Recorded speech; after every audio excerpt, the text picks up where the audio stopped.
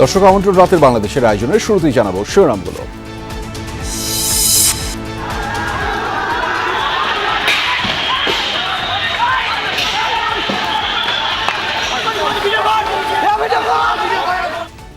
গাজীপুরের ডুয়েটে ভিসির যোগদানকে কেন্দ্র করে উত্তেজনা, দফায় দফায় সংঘর্ষ, শিক্ষার্থীদের মাঝে আতঙ্ক, বাড়তি পুলিশ মোতায়েন।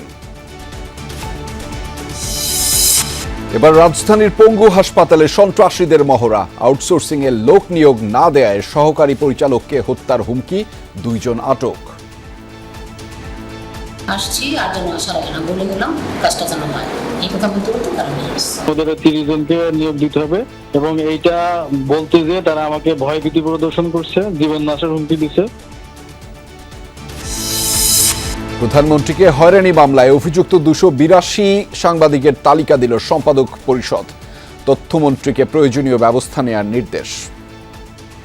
চূড়ান্ত একটা রিপোর্ট তৈরি করে তার আলোকে একটা গণতন্ত্র পরায়ণ আইন তৈরি করবার জন্য আমরা সম্মত হয়েছি। মাননীয় প্রধানমন্ত্রী তাদের অনুভূতির সঙ্গে একমত পোষণ করে প্রয়োজনীয় ব্যবস্থা নেওয়ার জন্য আমাকে নির্দেশ দিয়েছেন। গুম কমিশনের খসড়া নিয়ে সন্তুষ্ট নন আইনমন্ত্রী, বললেন মানবাধিকার লঙ্ঘনের সবচেয়ে বেশি শিকার হন রাজনৈতিক কর্মীরাই।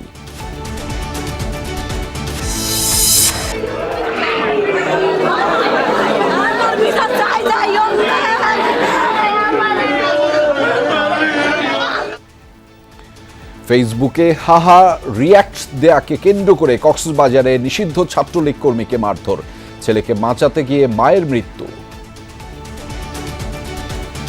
ধাক্কা দেখে দিয়েছি, এক পর্যায়ে আমার মাকে হাতের কিনকিনি মেরে আমার মাকে ফেলে দিয়েছে। আমি হাসপাতালে নিয়ে আসি, হাসপাতালে কর্তৃপক্ষ মৃত ঘোষণা করে। আমি তীব্র নিন্দা জানাচ্ছি আমার দলের পক্ষ থেকে এবং আমার ব্যক্তিগত তরফ থেকে।